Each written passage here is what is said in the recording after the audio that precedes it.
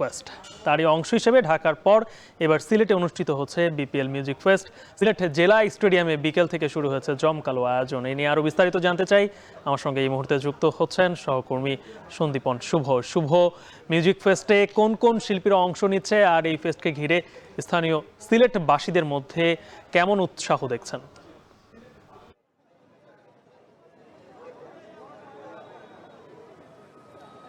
ধন্যবাদ গালিব।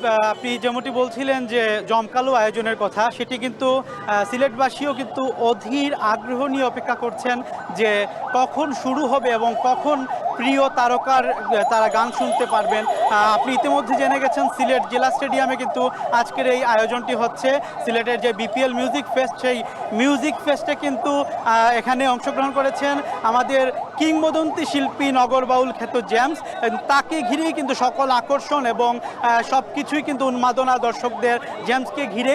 আর তার পাশাপাশি রয়েছেন জনপ্রিয় শিল্পী আসিফ আকবর, রয়েছেন আমাদের এখানের জনপ্রিয় শিল্পী তোসিবা এবং আরও কয়েকজন শিল্পী কিন্তু রয়েছেন, সঞ্জয় রয়েছেন, মজো রয়েছেন। এখানে কিন্তু যে দর্শকদের যে উন্মাদনা, সেটি কিন্তু সব কিছুকে ছাপিয়ে গেছে।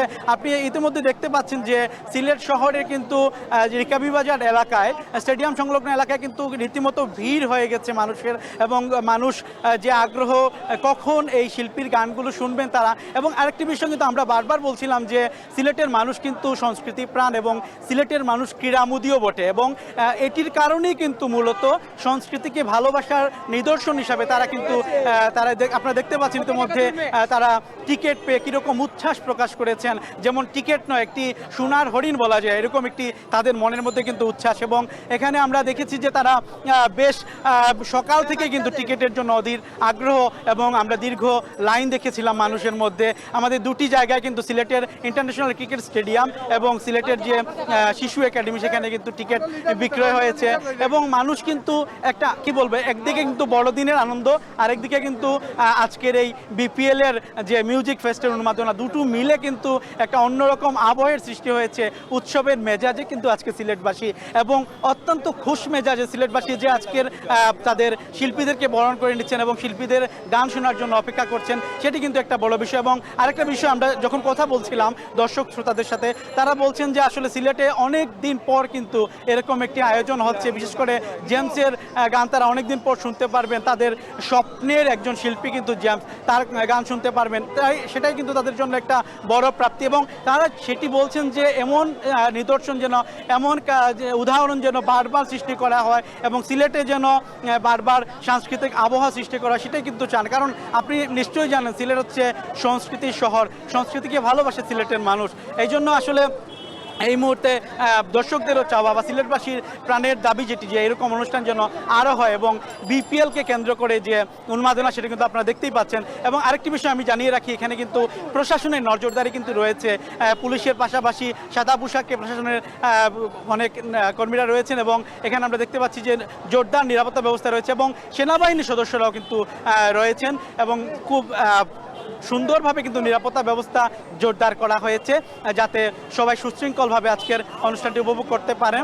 আর একটা জিনিস আমি আবারও বলি যে দীর্ঘ অপেক্ষার পর কিন্তু আজকের এই আয়োজন, দীর্ঘ অপেক্ষার পর আজকের এই আয়োজনটি হওয়ায় মানুষ অনেক বেশি উদ্বেলিত, অনেক বেশি আনন্দিত, উচ্ছ্বসিত। এবং আমরা দেখতে পেয়েছি যে সিলেট শহরের যে কয়েকটি গেট রয়েছে স্টেডিয়ামের আশপাশে, সবগুলোতেই কিন্তু লোকারণ্য, এবং মানুষজন কিন্তু শুনতে চান সেই নগর বাউল খ্যাত জেমসের গান। সেজন্যই কিন্তু আগ্রহ এবং উৎসাহের উন্মাদনা।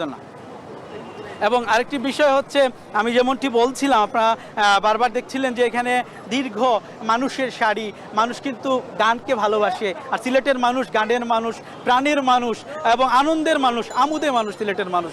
এই জন্য সিলেটের মানুষদের এই প্রাণের দাবি, এরকম যেন আয়োজন আরও হয়। সিলেটের মানুষরা তারা আনন্দিত হতে চান, এবং বিশেষ করে জেমসকে আজকে পাবেন তারা, এই জন্য তারা আরও বেশি। এই ছিল আমার কাছে সর্বশেষ।